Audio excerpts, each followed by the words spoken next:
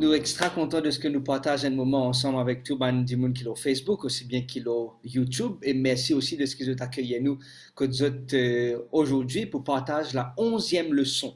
Avant qu'il nous rentre dans le sujet, nous pouvons recevoir le pasteur Benjamin pour faire la première prière. Je invite vous pour prêter attention à ce chant qui peut être présenté à la gloire de Dieu.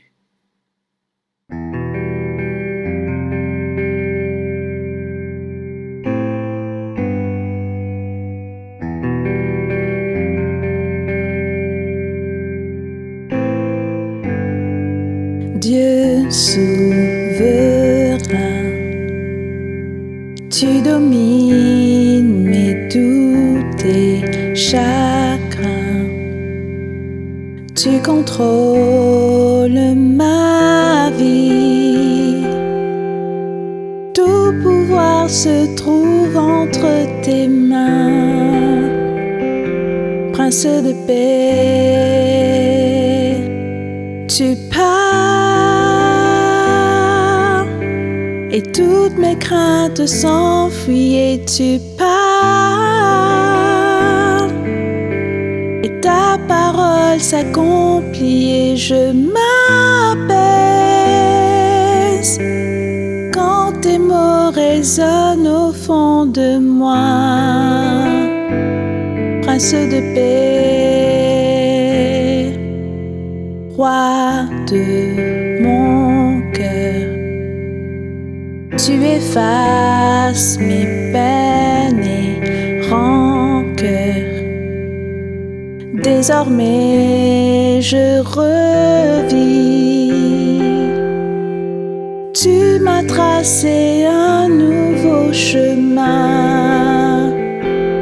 Prince de paix, tu pars. Et toutes mes craintes s'enfuient, oui, tu pars. Et ta parole s'accomplit et je m'apaise quand tes mots résonnent au fond de moi. Prince de paix.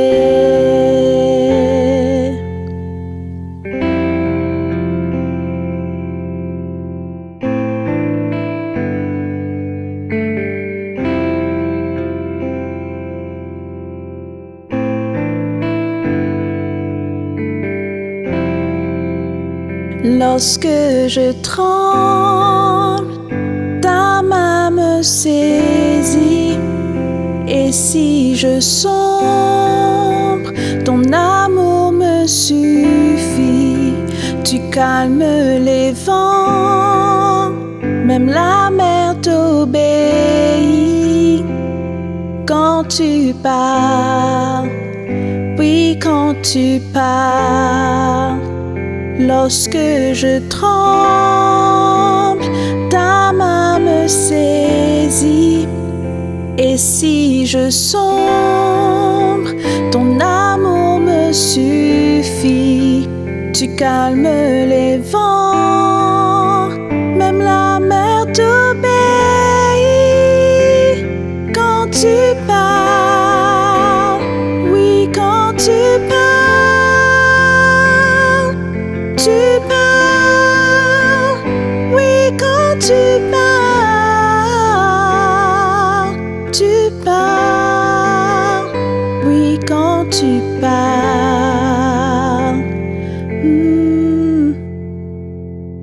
Prions. Notre Dieu, notre Père, nous disons à toi merci pour l'opportunité et la grâce qui te accorde nous pour que nous étudions cette belle leçon ensemble. Merci, grand Dieu, de voir à travers tes enfants, l'expérience de tes enfants, comment tu es ce Dieu qui est avec nous, ce Dieu qui aide nous à grandir dans notre foi, dans notre relation avec toi. Bénis ce moment de partage qui nous est là, Seigneur. Assiste-nous et que le Saint-Esprit, Seigneur, nous éclaire et nous aide à comprendre et à mettre en pratique cette belle leçon qui te accorde nous. Exauce-nous la prière, dans le nom de Jésus, nous te prions. Amen. Amen. Merci pour ce chant et merci aussi pour la prière de Pasteur Benjamin.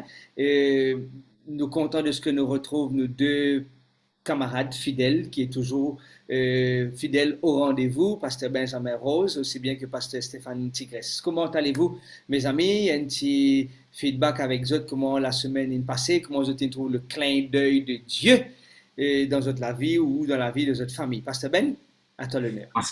Moi, ça va. J'ai passé une bonne semaine, toujours plein d'activités, plein d'occupations, mais avec la grâce de mon Dieu, malgré que le temps n'était pas trop clément dans le sud, mais Dieu bénit, nous peut jouir de sa privilège qu'il peut de nous pour étudier sa parole ensemble. Amen. Amen. Super. Pasteur Stéphane? Donc, de mon côté aussi, me remercie le Seigneur qui, chaque semaine, même si nous ne sommes pas à l'église pour certains, mais il donne le privilège capable de rester connecté et étudier sa parole. Et je crois que c'est ça la plus grande joie qui nous est là, c'est qu'ensemble, nous pouvons réviser la leçon de cette semaine. Effectivement, nous donnons 11e leçon. 11e leçon, qui dit à nous, comme titre, Jésus est le chef et consommateur de notre foi. Si bon camarade internaute a envie d'envoyer un commentaire, vous avez envie de partager avec nous ce que vous apprenez dans votre leçon, s'il vous plaît, pas hésiter, faites-le. Au contraire, nous sommes bien contents de trouver votre interaction et nous sommes contents de ce que vous êtes connectés actuellement et qui, ensemble, nous sommes capables de passer un moment agréable et béni. Et monsieur et certain, il y a un fidèle internaute qui, chaque semaine, sans faute, présent à partir de 9h pour partager avec nous la leçon de l'école du sabbat. Donc, merci, Pasteur Arnaud, pour l'introduction là, parce que cette leçon, effectivement, il y a une leçon très pratique. Il y a une leçon qui amène nous vers la décision, vers un choix qui nous vous prend. Et c'est là que j'ai envie de dire qu'il ne vous a pas oublié dans le contexte qui Paul peut écrire le livre des Hébreux. Juste un petit rappel qui bana tu persécuté, bana il a perdu la foi, il a même qui pas peut connaître qui peut décider, il a même qui peut retourner dans la vie du passé avant qu'ils se connaissent bon Dieu. Et là, Paul peut ramener. Et je crois que cette leçon-là, et mes collègues sont d'accord avec moi, que cette leçon-là est très pratique et il cause un thème, et nous développons ce thème-là, c'est la foi. Parce que nous, je pose la question, d'après l'étude de cette semaine, d'après le livre des Hébreux, c'est quoi la foi? Merci beaucoup, Stéphane, pour cette question. C'est une question qui beaucoup de monde me rappelle que quand nous, dans l'église, nous, dans la congrégation, nous posons question dans nos classes, dans nos groupes, nous posons la question, c'est quoi la foi? Je me rappelle quand on à peu près dans les 18 à 19 ans, un de mes anciens, un laïc, qui se pose la question et me rappelle, un jeune qui est dans sa classe-là, un jeune adulte, qui peut donner bonne réponse, tu peux dire comme ça, la foi c'est une confiance, la foi c'est une assurance de quelque chose qui nous espérait. Et d'autres personnes, je prends le texte de Hébreux, le chapitre 11, comment la leçon fait référence à cela, le chapitre 11, le verset 1, les anneaux comme ça, oh la foi c'est une ferme assurance, n'est-ce pas? Ok, c'est une ferme assurance de quelque chose qui nous espérait et c'est une conviction. Okay? Ou c'est une démonstration de quelque chose qui nous peut atteindre. Mais ici, moi, je suis content de lire dans une autre version, Holman Christian Standard Bible, les nous comme ça, la foi c'est une réalité, ok? C'est une réalité de quelque chose qui nous peut espérer, et c'est une preuve de quelque chose qui nous pas trouvé. Je trouve la différence de ces deux versions. Ok, un dit c'est une assurance, l'autre dit c'est une conviction. C'est New English Standard Version utilise une expression différente, mais ici dans Holman Christian Standard Bible, nous comme ça c'est une réalité. À présent, la foi c'est une réalité. C'est quelque chose qui pour nous, living réel, living tangible, ok? Parce que quelqu'un pour déclarer, William L. Lane, pour dire la foi, c'est un état d'esprit qui est attribué, des fois nous sommes capables d'être offensés par cela, mais quand nous guettons en réalité, mes deux amis, Ben et Stéphane, ok, la foi est attribuée à un état d'esprit à bandimoun non éduqué, uneducated. Veut dire qu'ils ont croire, c'est une parole qu'ils ont entendu. Vous pouvez suivre moi? Des fois, quand on a un peu trop l'éducation, nous elle pose la science de la chose, nous allons de la science de la chose, nous allons une explication technique de la chose. Alors que ici, quand Paul peut dire oh la foi, c'est une réalité de quelque chose qui nous peut espérer et c'est une preuve de quelque chose qui nous peut encore trouver. Et la leçon pour cause là-dessus, je ne sais pas si toutefois vous avez envie de rebondir là, ça a deux versions. Oui, Ben, please. Si te permets, moi juste sorti avec quelques amis d'une étude biblique, nous causons là. Dans l'époque moderne, nous vîmes une personne un peu plus logique. Explique-moi, quand tu peux expliquer-moi un carré, vous me comprenez, ça veut dire un carré, il a besoin de 4 langues 90. Pour que c'est un cercle, il faut des pénaux qu'un langue avec. Donc, nous sommes des personnes au carré qui nous besoin fax. Okay? Alors que la foi, c'est à l'opposé, comme certains peuvent dire, hein, j'ai oublié qu'il a dit, la foi, c'est se comporter comme une personne qui fout. Les pénaux n'ont ni dans la main. Les pénaux n'ont ni dans la main, les pénaux aucun fax, les pénaux aucune évidence, mais ils croient aux mots. Les croire aux mots, ça retourne nous comme un enfant. Okay? Ce maman peut dire, il peut à la boutique, il peut amener un gâteau. Il n'y a aucune preuve que ce maman peut amener un gâteau. Mais simplement, il croit dans les paroles de sa maman, il fait lui confiance, il n'est pas pour veiller si vraiment il veut venir avec gâteau, il connaît gâteau pour venir tout à l'heure. Et Ben, il ne faudrait pas qu'il n'oublie, le titre, dis-nous que c'est le Christ qui est cette maman, si tu permets-moi de n'utiliser l'expression de maman qui peut acheter gâteau pour ses enfants et qui dit qu'il peut retourner, mais c'est le Christ qui est le consommateur de notre foi. Moi, tu as envie de dire, Stéphane, je connais mon senti qui t'a envie de rajouter quelque chose avant qu'il me bouge une autre étape de la leçon. Vas-y, mon frère. Effectivement, la leçon, les causes sur cet élément qu'appelle la foi. Hein. Donc, je décrire c'est quoi la foi. Maintenant, quand on peut causer dans le terme pratique, hein, quand on peut causer dans le terme pratique, souvent, nous savons certainement dire ou manque de foi, ou frère, ou te pénal la foi, ou te la foi faible. Hein. Souvent, nous donnons ça pratique. Et Jésus dit ça à Pierre, je te rappelle, hein, étant Pierre, sur l'eau, étant il peut tomber, il peut dire un peu de foi. Hein, et, ou quand il y a aussi la tempête, hein, je te rappelle, il y a un peu de foi. Il reprojette cela. Et je crois que la foi, on peut dire, c'est un état d'esprit, mais sur le plan spirituel, Hébreu, pour causer un peu plus, hein, quand nous lisons, surtout Hébreu chapitre 10, verset 35 à 39, hein, il peut cause de la persévérance, de l'endurance, hein, et surtout, il peut dire que l'endurance, c'est de rester ferme dans la foi. Et c'est là que le pasteur Arnaud te cavale un peu plus loin dans ce sujet-là, qui est capable de dire nous quand les causes de chrétiens qui ont une endurance et qui restent fermes dans la foi. Et Stéphane, moi pas un sportif professionnel. Un sportif professionnel, c'est qu'il est payé pour y vivre, ok? Je avec moi, nous sommes sportifs amateurs, même si nous pas trop pratiquons sport, parce qu'ils nous pas payés pour nous pratiquer sport, ok? Mais quelque chose qui est important, c'est l'endurance d'un sportif. Stamina, comme on nous appelle. Je me rappelle un président, souvent tu peux faire référence à cela, c'est que nous, des fois, en tant que croyants, nous manque un peu de stamina dans nos démarches de foi.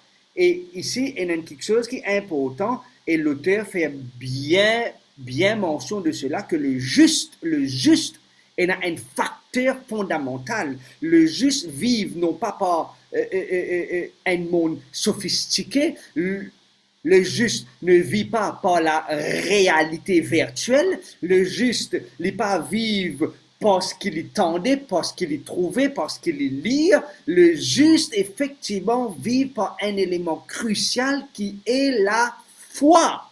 Amen. Un petit mot en français de 3 lettres seulement, mais ce petit mot amène beaucoup de changements dans la vie de man croyant, amène beaucoup de changements dans la vie de man chrétien, amène beaucoup de changements dans la vie de man juif, tel que dans la vie de plusieurs personnes qui me combattent pour une raison qui peut-être, je connais que la victoire n'est pas trop certaine, mais malgré cela, c'est une fight de good faith parce qu'ils croient qu'il y a un combat qu'ils ont besoin de livrer.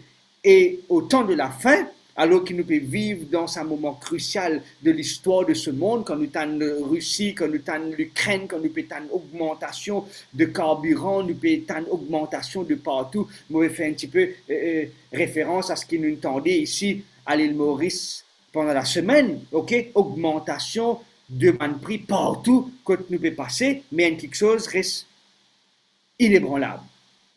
C'est que mon juste vivra par la foi. Et nous trouvons...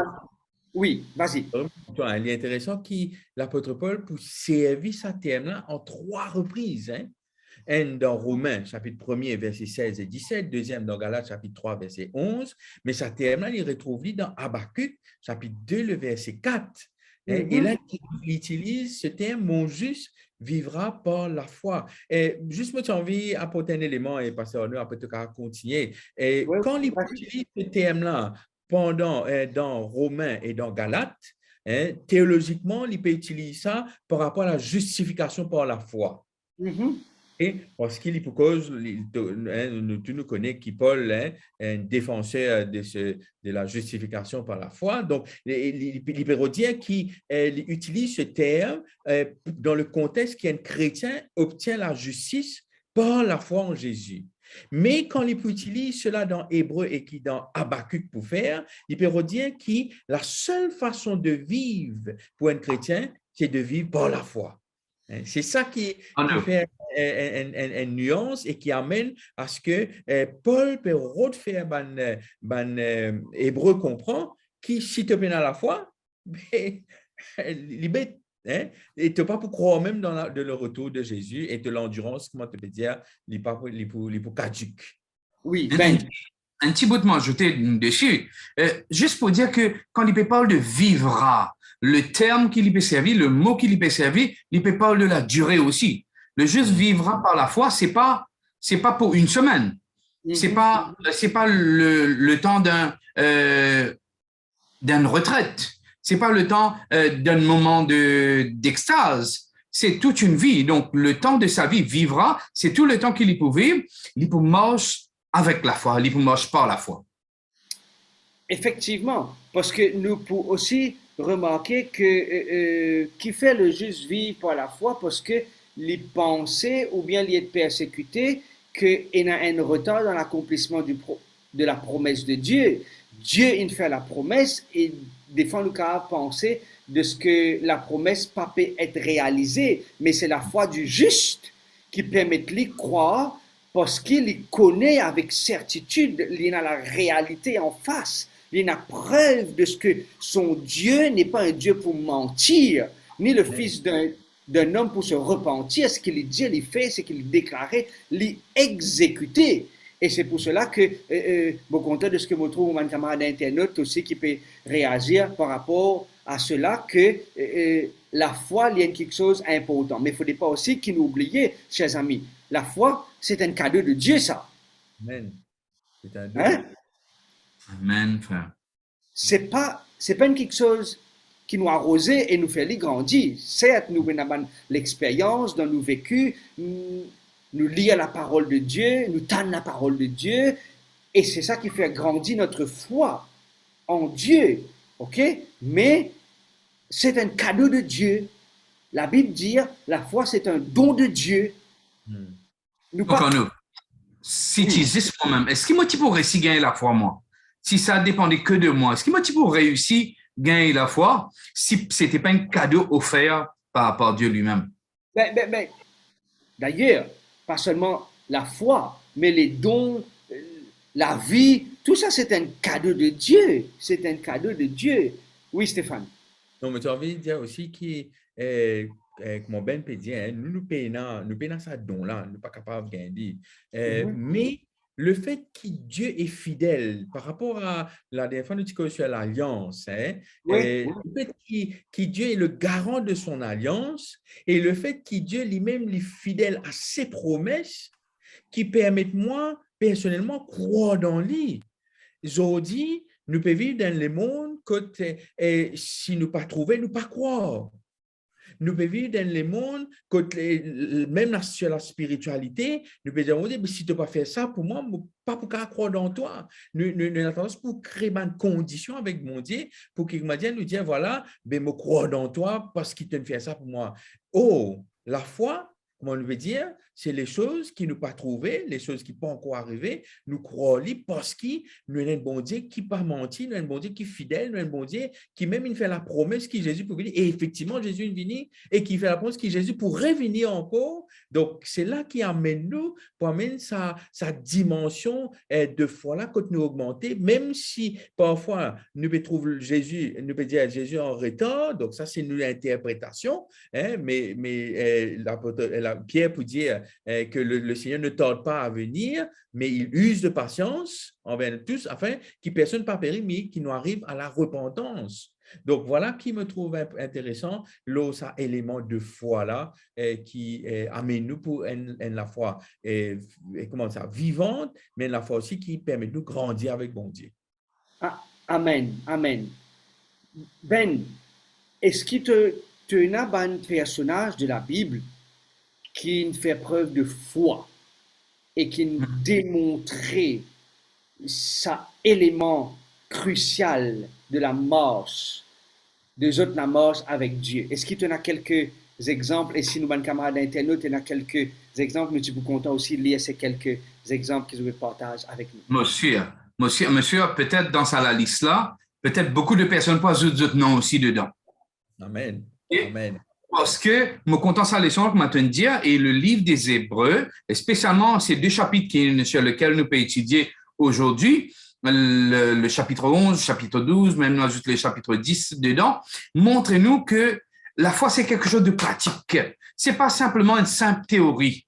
C'est quelque chose de vivant, comme on nous dit tout à l'heure, qui se vit, avec lequel nous faisons l'expérience. Et le chapitre parle-nous de beaucoup de personnes, les héros de la foi, comment l'apôtre Paul appelle-lui. Nous trouvons l'exemple d'une belle liste qui nous est dans le chapitre 12, n'est-ce pas?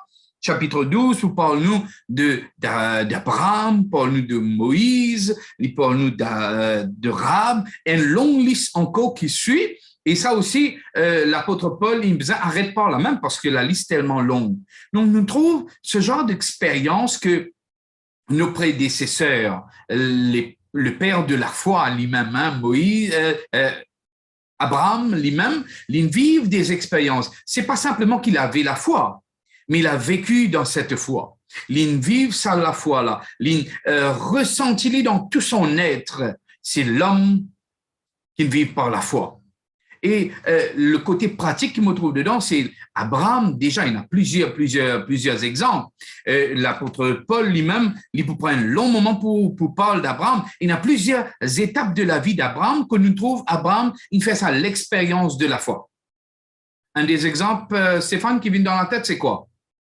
Me commencer avant. Me commencer. Me prendre le début de son histoire même. OK?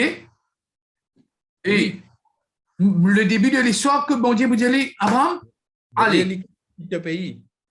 Quitte le pays, allez. Mais nous trouvons, Abraham ne pose pas la question. Nous, Mauriciens, si tu poses nous la question, alors nous, dis-toi, allez. Qui premières affaires que tu vous dis à moi? Côte pour aller. Côte pour aller. Et nous trouvons ça. Et sa réponse, ça l'endroit fixe, jamais l'inconnu. Dieu dit, je te donnerai, mon pauvre, toi d'un pays où coule le lait et le miel. Mais qui ça pays-là? Silence radio. Mais allez. Et Abraham pour aller. Quel autre exemple encore nous trouver, Stéphane? Et ce qui est intéressant avec Abraham, bon Dieu, surtout Genèse 22. C'est vrai, toute la vie d'Abraham finit dans mon exemple étant bon Dieu pour y aller Une vie de foi. Les temps d'y pour gagner des enfants. OK? Donc, il croit, mais d'un côté aussi, il peut dire, mais à son âge, impossible. Mais bon Dieu pour faire un miracle. Et puis, nous, en Genèse 22, pour dire, il a sacrifié Isaac. Certes, si nous caractérions Genèse 22, nous pouvons prendre le temps, mais Après, dans le temps. c'est un Vaut mieux pas nous rentrer là-dedans. Vaut mieux pas nous rentrer là-dedans. Parce que c'est évident.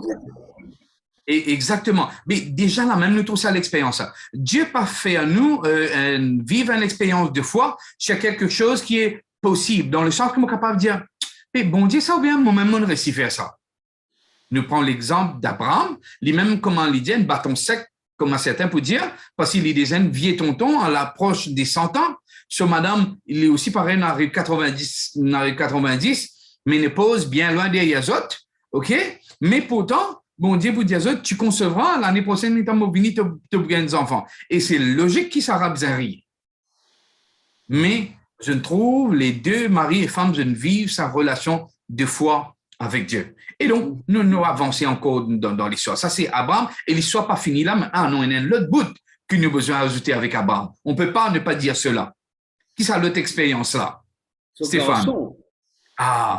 Ce garçon qui est arrivé avec ce garçon, Stéphane, pour ceux qui ne connaissent pas l'histoire. Il pour dire à sacrifier Isaac. Dieu a sacrifié Isaac, et pourtant Isaac, c'était le fils de la promesse. Bon Dieu répond sur la prière après 25 ans. Il dit, il m'a donné toi un héritier, mais après 25 ans que la réalisation fin arrivée. Permettez-moi, quand Dieu dit cela, et quand nous lisons ça dans Genèse 22, il dit, prends ton fils, ton unique, celui que tu aimes. Les papes, et comment dire, bon Dieu, papa dit, Isaac, il connaît à quel point Abraham content Isaac, mais il met l'emphase au là, il dit, prends ton fils, ton unique, celui que tu aimes. Donc, tout ça pour un papa attendre ça. Mais Abraham pour aller, et il pour obéir à ce qui bon Dieu pour dire. Écoute sur la foi là-dedans, hein? Écoute-nous toute l'expérience de la foi. Vas-y, on. Mais Ben, dans sa même chapitre, qui est Hébreu le chapitre 11, ok, quand Dieu dit, elle prend ce garçon, ce seul et unique, celui que tu aimes, et offre-le en sacrifice dans le verset 17, mais dans le verset 19, lisez-nous, il pensait que Dieu est puissant, même pour ressusciter les morts. Ainsi le retrouvera-t-il par une sorte de résurrection. Excuse-moi Stéphane, moi tu peux l'histoire rentre dans Genèse 22, mais quand on a lu Genèse 22, Abraham dit avec ce serviteur, nous allons offrir un sacrifice et nous reviendrons. Il n'est pas dire je reviendrai. Il dit nous reviendrons parce qu'il y en a en tête Hébreu 11, 19. Le Dieu qu'il a servi, qui est le chef et le consommateur de notre foi. Nous ne connaissons pas comment Dieu peut agir. Nous ne connaissons pas comment, mais nous connaissons qu'il peut agir. Nous prenons beaucoup de minutes. Nous prenons beaucoup de minutes. OK? Nous bougez l'autre page de la leçon. Nous laissons faire commentaire. J'ai envie de juste dire que c'est ça qui est intéressant avec la foi. Dieu connaît l'avenir et nous ne connaissons pas l'avenir. Et c'est là que nous faisons bon Dieu confiance parce qu'il est Abraham qui allait, tout comme Daniel dans la fosse lion. Il faudrait qu'il rentre dans la fosse lion, il n'a pas connu comment bon Dieu pour agir dans la fournaise ardente. Il faudrait qu'il rentre dans la fournaise ardente qu'ils ont trouvé bon Dieu agir. Donc, je ne pas dire que bon Dieu, il est sous un sentiment mystérieux. Je dis, nous ne pas connaître, non. Mais comment bon Dieu agir, il est extraordinaire. Donc, c'est ça qui permet la foi du monde grandir. Parce qu'ici, si Abraham, tu connais d'avance comment bon Dieu peut faire, mais il n'y a pas une épreuve pour lui. Mais le fait qu'il y croit dans ce bon Dieu, pour lui, dans ce pensée, et là, nous avons la réponse dans Hébreu 11, qu'il pensait qu'il bon Dieu pour ressusciter Isaac, et alors quand nous lisons Genèse 22, nous pouvons dire, ben voilà, il peut aller, mais sans connaître comment bon Dieu pourrait agir. Donc, et c'est là que la foi vient intéressante. Mais j'ai envie de juste dire un petit Hébreu 11. Il commence par, c'est par la foi. Mais quand nous lisons au verset 13, il peut dire c'est dans la foi qu'ils sont tous morts. Donc, les sens qui se parce que nous aussi, et là, parce que côté pratique, Pasteur Ben, te permets-moi, donc, Oui, oui, bien sûr. un jour, nous attraper pour mot dans la foi et ne pas mot comme un ignorant. C'est pour ça qu'il dans 1 Thessaloniciens chapitre 4, mais à partir du verset 13, l'apôtre Paul dit, nous ne voulons pas que vous soyez ignorants par rapport à ce qui est qui mort.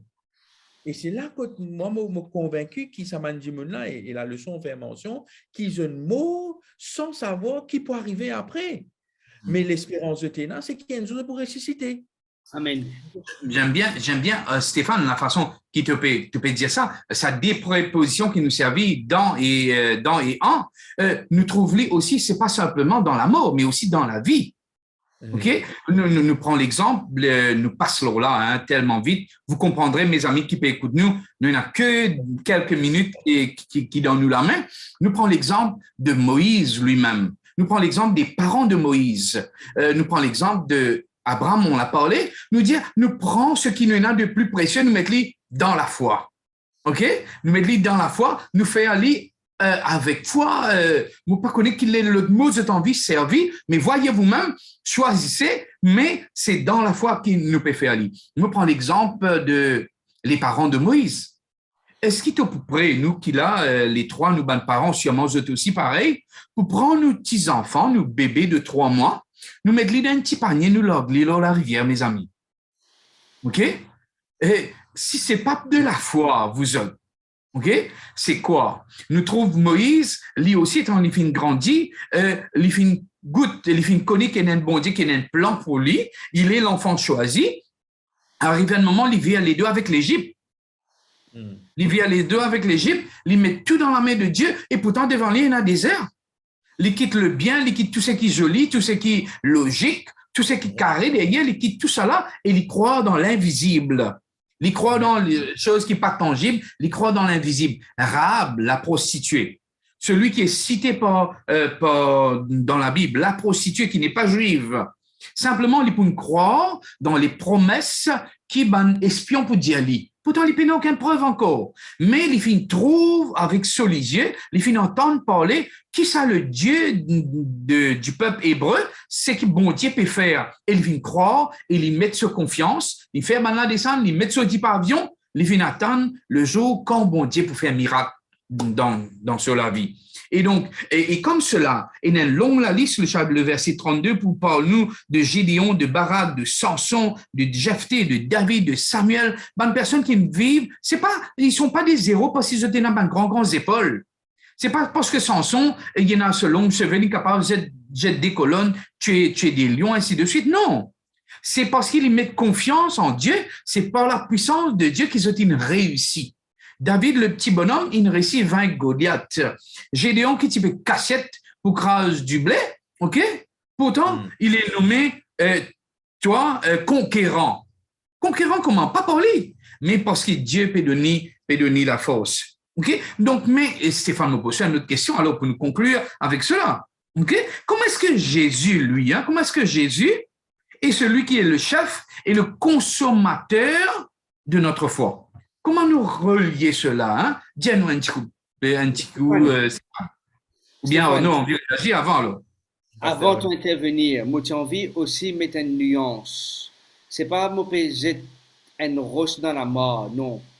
Mais moi réaliser aussi qu'il nous peut donner l'exemple positif que il trouve la foi en action et il trouve Dieu à l'œuvre. Tout le même page. Mais pour réaliser, je connais l'expérience, nous lisons l'expérience et nous avons dit que je t'ai prié peut-être pour d'autres enfants et je crois qu'ils m'ont dit pour guérir les enfants là, mes enfants là, morts.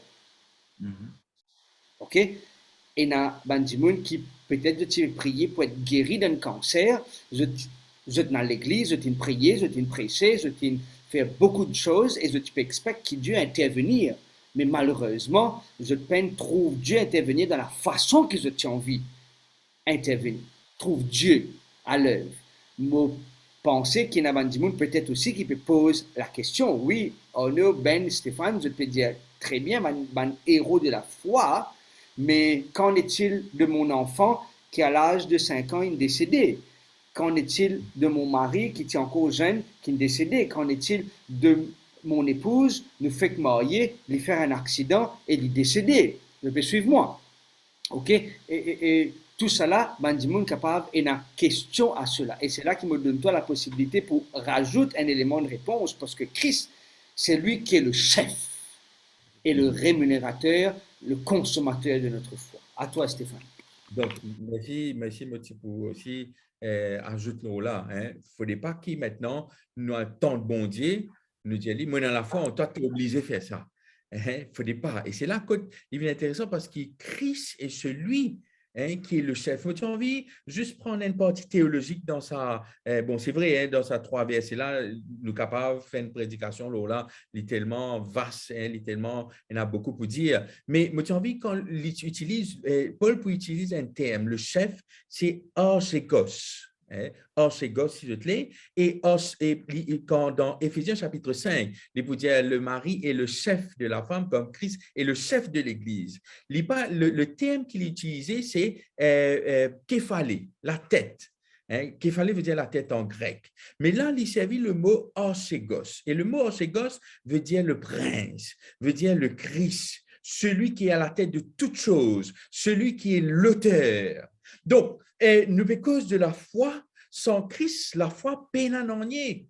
Donc, la foi l'ivène. Et non seulement les causes Jésus comme le chef, donc le archégos, mais aussi les causes le consommateur, le téléotes, c'est réel, un mot grec un petit peu maillé, donc téléotes, et qui veut dire celui qui a achevé, qui nous fait libre avec beaucoup de perfection. Donc, nous dans la course, nous pas bien nous peut dire ça, et dans cette course, nous tout nous gagner avec le Christ, bien sûr, et le chef qui finit courir, qui finit remporte la victoire, qui finit passe par tout problème, qui finit contre toute bonne difficulté, celui qui maintenant est le consommateur qui amène nous vers cette foi, qui amène nous vers comment dire ça, la patrie céleste. Et la leçon, on reprend un peu ce qui est la leçon d'hier, que le Christ, vraiment, il termine la course complète, il n'est pas arrêté, mais il est terminé. Deuxièmement, sur la vie parfaite, sur la terre, amène-nous à aussi la vie de sanctification. Et troisièmement, Jésus est la raison pour laquelle nous avons la foi. Donc, mon envie juste dire qui sans le Christ, c'est pour ça que l'apôtre Paul pour dire nous ceci, donc je lis dans la Bible, Hébreux chapitre 12, il peut dire ayez les regards sur Jésus, sur nul autre que d'autres personnes que sur le Christ lui-même. Et à chaque fois que quand le Christ est élevé, c'est pour notre vie éternelle. OK? Le Christ est mort, mais il est relevé afin que chacun de nous capable un jour possède cette vie éternelle. Et là, il peut dire ceci, ayez le regard sur Jésus, le chef et le consommateur de la foi, qui en vue de la joie qui lui a été réservée, a souffert la croix, méprisé l'ignominie et s'est assis maintenant à la droite de Dieu. Considérez en effet celui qui a supporté contre sa personne une telle opposition de la part des pécheurs, afin que vous ne vous lassiez point l'âme découragée. Donc, quelque part, l'apôtre Paul, pour terminer, il termine cela par une application pratique, c'est que la route du chrétien, il peine la route facile. La route du chrétien, il y en a un haut, il y en a un bas, il y en a une situation compliquée, mais la plus grande joie, c'est un jour nous capables d'atteindre nos buts. Donc, et pour qu'ils nous capables d'atteindre le but, c'est comme on a causé au tout début, c'est dans l'endurance, la persévérance et effectivement, avec Jésus, nous pouvons toujours arriver au bon port. Voilà. Amen. Merci Stéphane pour le mot de la fin. Et toi, Ben? Moi, le mot de la fin, ma conclusion pour moi, me trouve que la foi, c'est croire dans cette partie, comme on dit, croire dans l'invisible, croire de ce qui nous peine à fax, nous peine à n'ennier rien de tangible dans la main, mais nous croyons que Dieu peut faire au-delà de ce qu'il nous peut espérer. Pour moi, la foi, c'est ne pas mettre des limites à Dieu. Et peut-être Dieu peut répondre, pas dans ce qui me dit attendre.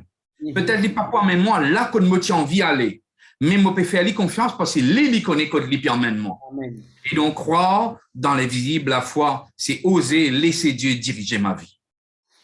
Très bien. Et me demande aussi, ben, camarades internautes, le YouTube aussi bien que le Facebook, si vous avez envie de nous votre conclusion, votre mot de la fin, un résumé en un mot ou bien une petite phrase de la leçon. Moi, me dire qu'il est important qu'il nous laisse, le Christ prend le contrôle de tout quelque chose qui nous peut essayer, nous prend le contrôle, mais laisse Christ être le chef, comme Stéphane nous fait ressortir, laisse Christ être la tête et laisse-les diriger toutes choses dans notre vie. Je vais juste penser à une phrase en anglais, et quand je lis ça par là, il dit comme ça, running the Christian race is not a spare time activity. Notre mot, si nous pouvons persévérer dans la course du chrétien, ce n'est pas dans les temps perdus, mais c'est qu'il vit tous les jours jusqu'au bout. Voilà. Amen, amen. Stéphane, te continue dans la prière, pasteur? D'accord. Nous prions. Prions. Notre Dieu, notre Père, nous louons toi de ce que ta parole, il y a une parole qui toujours dirige nous vers la vérité. Père éternel, merci de ce que tu rappelles nous, qui nous capables dans la course, mais si nous peinons la foi, nous sommes capables de galoper et jamais atteindre le but.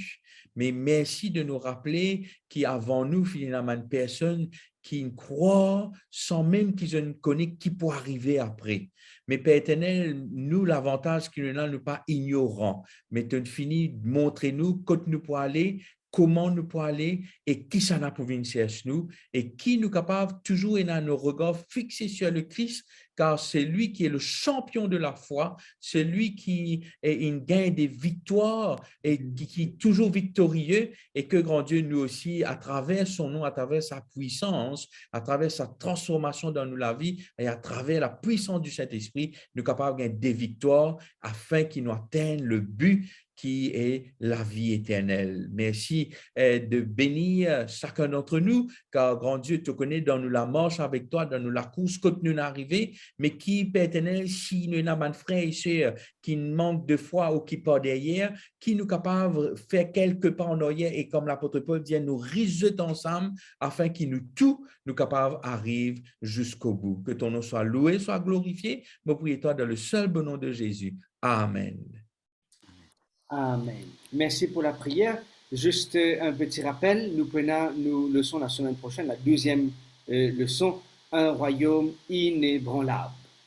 Bien sûr, avec un autre panel qui vous présente la leçon, la deuxième leçon. Merci à nos amis internautes qui restent avec nous depuis le début jusqu'à la fin. Merci pour les commentaires. Merci pour votre interaction. Merci aussi à Bandimoun qui est sur Facebook. Et merci à mes deux amis, Pasteur Benjamin Rose et Pasteur Stéphane Tigresse, pour votre présence sur nos plateformes pour la leçon d'école du sabbat. Bon courage à vous et Merci à tout bon internaute. Au revoir. Bye bye.